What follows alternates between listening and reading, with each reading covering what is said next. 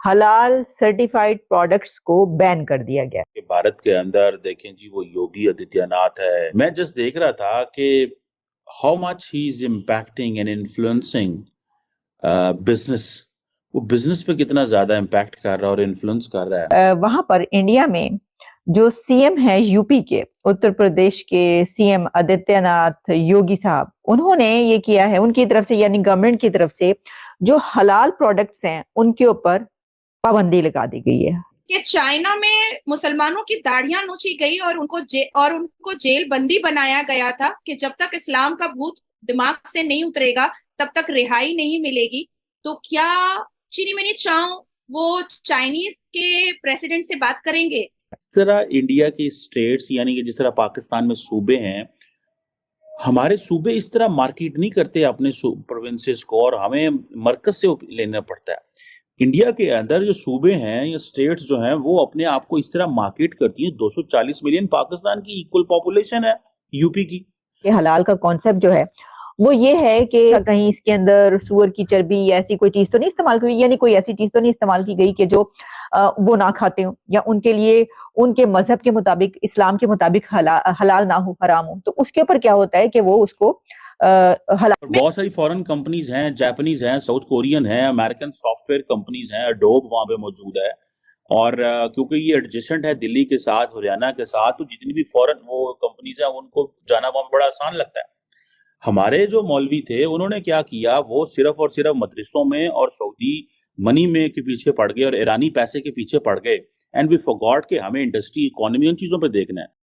जय हिंद दोस्तों। योगी आदित्यनाथ जो कि यूपी के मुख्यमंत्री हैं, उन्होंने हलाल को बैन कर दिया है। दोस्तों, योगी आदित्यनाथ ने उत्तर प्रदेश में हलाल उत्पादों पर प्रतिबंध लगाने के कई कारण बताए हैं। दोस्तों, सरकार का दावा है कि हलाल प्रमाणीकरण खाद्य सुरक्षा मानकों का उल्लंघन है। सरकार का तर्क है कि हलाल प्रमाणन खाद्य उत्पादों की गुणवत्ता के बारे में भ्रम पैदा करता है और यह सुनिश्चित नहीं करता है कि उत्पाद खाद्य सुरक्षा मानकों का पालन करते हैं या नहीं। सरकार का दावा यह भी है दोस्तों कि हलाल प्रमाणीकरण समाज के धार्मिक तनाव को पैदा करता है।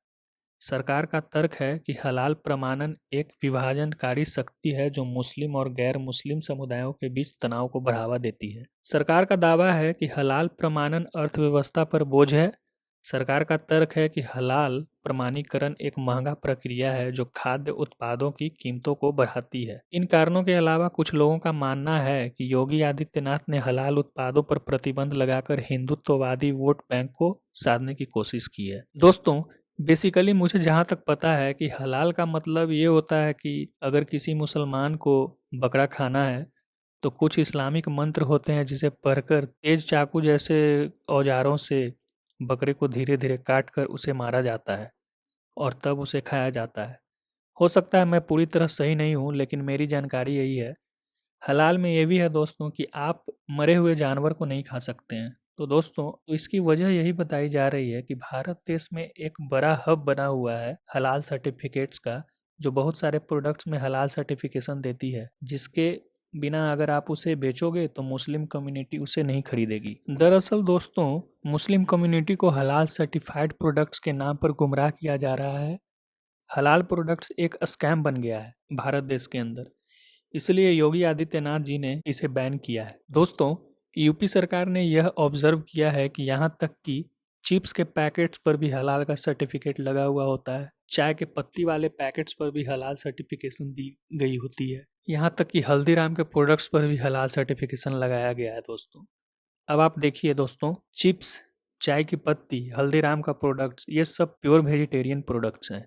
अब इसमें हलाल कहाँ से आ गया? क्या अब ये लोग आलू को भी इस्लामिक मंत्र पढ़कर तेज चाकू से धीरे धीरे हलाल करेंगे? तो दोस्तों, यह साफ साफ पता चल रहा है कि कुछ लोग हैं जो हलाल के नाम पर भारत के मार्केट पर कब्जा किए हुए हैं गलत तरीके से। इसी को रोकने के लिए योगी सरकार ने ये कदम उठाया है। तो दोस्तों, सवाल तो यह भी उठता है कि अगर हर चीज में तुम लोग हलाल सर्टिफिकेट चिपका दोगे तो मुस्लिम तो सिर्फ वही प्रोडक्ट खरीदेगा जिसमें हलाल लगा है। तब वैसे विक्रेता जो बिना हलाल वाले प्रोडक्ट्स बेच रहे हैं वो तो मुसलमान नहीं खरीदेंगे। तो एक तरह से उनके सामानों की बिक्री घट रही है। और उसका फायदा ये हलाल सर्टिफिकेट देने वाले ग्रुप उठा रहे हैं। तो दोस्तों एक बड़े लेवल का इकोनॉमिक स्कैम खुलेआम किया जा रहा है भारत देश के अंदर। तो इसी को रोकने के लिए योगी सरकार ने ये कदम उठाई है दोस्तों। अब हिंदू लोग इतने भोले वाले होते हैं कि उन्हें फर्क नहीं पड़ता कि किस प्रोडक्ट में हलाल लिखा है या नहीं, किंतु अब जिस तरह से ये मामला बढ़ा है, कुछ हिंदू, सिख और क्रिश्चियन कम्युनिटी के लोगों ने भी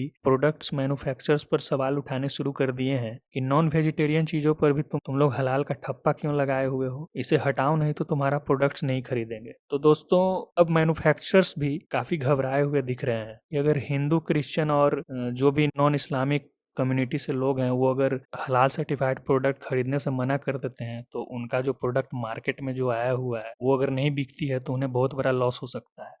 तो इसको लेकर दोस्तों वो लोग प्रोडक्ट मैन्युफैक्चरर्स लोग काफ़ी घबराए हुए हैं और उनका घबराना भी बनना चाहिए, क्योंकि हर चीज़ में तुम हलाल का सर्टिफिकेट लगाकर बेच रहे हो और जो नॉन इस्लामिक लोग हैं वो लोग इसे मतलब कि ध्यान से देखते नहीं है, ऐसे ही परचेज कर लेते हैं और तुम लोग उनको हलाल का सर्टिफिकेट लगा कर ये सब प्रोडक्ट दे रहे हो, तो ये तो अच्छी बात नहीं है। तो दोस्तों योगी आदित्यनाथ ने एक फेयर बाजार क्रिएट करने के मकसद से हलाल को बैन किया है। इस खबर को जानकर कुछ पाकिस्तानी लोग फिर से सोशल मीडिया पर जहर उगल रहे हैं कि भारत में मुस्लिम को दबाया जाता है, उन्होंने हलाल को बैन कर दिया वगैरह वगैरह। ठीक है दोस्तों, इस वीडियो को आगे देखते हैं और पाक मीडिया के रिएक्शन को जानने की कोशिश करते हैं। क्वेश्चन ये आता है कि देखें, मैं इफ आई टेक जो है वो योगी साहब को अगर मैं मौलवी समझ लूं, since he is a Hindu monk, तो देखिए हमारे जो लीडरशिप है, हमारे जो लोग हैं, हमारे जो मौलवी हैं, उनके में तो कभी ये चीजें नहीं आई। वो तो सारा टाइम मजहब इतना ज्यादा मजहब किया कि भूल गए कि कारोबार भी करना है भाई। और ये देखते रहे सऊदी अरब से पैसा आता रहेगा, ईरान से पैसा आता रहेगा, इन चीजों से पैसा आता रहेगा। ठीक है जी। अब ये इंडियन अथॉरिटीज ने ये फैसला कर लिया है कि वो जो डिफेंस इंडस्ट्री है वो उसको बढ़ाना है, क्योंकि वो अमेरिका के साथ लगे हुए हैं इस सिलसिले में। और वो भी जब भी 2+2 हुआ उसमें भी मेन चीज डिफेंस है उनकी। ठीक है जी। एक बड़ा एम्बिशियस नया रोड मैप लेके आ रहे हैं जिसमें वो एक फास्ट ट्रैक, हाई प्रायोरिटी को डेवलपमेंट एंड को प्रोडक्शन प्रोजेक्ट्स लेके आ रहे हैं डिफेंस इंडस्ट्रीज के हवाले से। ठीक है जी। और ये सारा कुछ जो है या मोदी साहब गुजरात लेके जाना चाहते हैं, may be primarily for the Ambanis and all that, या फिर ये यहाँ पे लेके आना चाहते हैं। और कई लोग तो कहते हैं कि जो योगी है ही इज बेसिकली एक सक्सेसर है प्राइम मिनिस्टर मोदी के। बहुत सारे लोग इसको मतलब people are pitching this idea, it only depends कि उनकी पार्टी क्या कर रही है और वो उस तरह। बट ये जो क्वेश्चन है, ठीक है जी, कि वो कहते हैं जी हमने जो डिफेंस टाइज हो रही हैं या इसमें हमने योगी को उठाना है। पहले उन्होंने 20 साल, अब देखिए ये एनोलॉजी जरा समझिएगा, प्राइम मिनिस्टर मोदी को वजारत आला दी, टका के वजारत आला चलाई, इतना पॉपुलर बना, ठीक है, कि वजारत उज़्मा का कैंडिडेट बन गया and all that. Same example वो ये करने लगे हैं, मेक एम्पावर योगी आदित्यनाथ, योगी को एम्पावर करो, सूबा तगड़ा करो, लोग कहें, क्योंकि 240 मिलियन का सूबा है, पार्टी एंड लोग कहें कि देखो हमने एक पहले बंदा जो है वो एक सूबे से भेजा था, एक प्रोविंस स्टेट से भेजा था, गुजरात से मरकज में गया, कैसे चीजें की। अब हम अगर यूपी को एम्पावर करते हैं, योगी को एम्पावर करते हैं, तो then he will also make the state more empowered. लेकिन इसमें एक डिफरेंस है, प्राइम मिनिस्टर मोदी जो है obviously he is a religious person, लेकिन वो जो रियल कई लोगों के अंदर है ना, एक होती है कि जी कि प्राइम मिनिस्टर मोदी जो है और उनकी जो पार्टी है basically BJP and RSS, they are converting और replacing the constitutional values with the RSS के एक साथ वो माइंडसेट जो चल रहा है। ठीक है, सो वो ये चीज भी समझते हैं कि और ये जिस तरह जिसे कहते हैं ना वो सनातना धर्म जो है उसके ऊपर भी बड़ी बात हो रही है, और ये सारे के सारे दे ऑल सपोर्टेड। ठीक है, सो ये योगी साहब को जो लाया जा रहा है या जो प्रमोट किया जा रहा है या उनकी स्टेट को इस हवाले से कहा जा रहा है कि हम उसको डिफेंस सेक्टर हब बनाएंगे, तो एक तो इसका मतलब यह है that they will get closer with the army. Second, they are just going to replicate and replace the Gujarat model in UP, कि एक बंदा है उसको एम्पावर करो, वो जॉब्स क्रिएट करता है, बिजनेस करता है, सारा कुछ अच्छे काम करता है, इकोनॉमी बेहतर करता है, एंड देन उसको नेशनल स्केल पे ले आओ। सो अब सोचने की बात यह है कि जहां पर करोड़ों लोग मुसलमान हैं और उनकी इतनी बड़ी एक मतलब माइनॉरिटी वो नहीं है, उनको माइनॉरिटी नहीं कहा जाता, वहां पे इसका क्या मसला पैदा हो गया?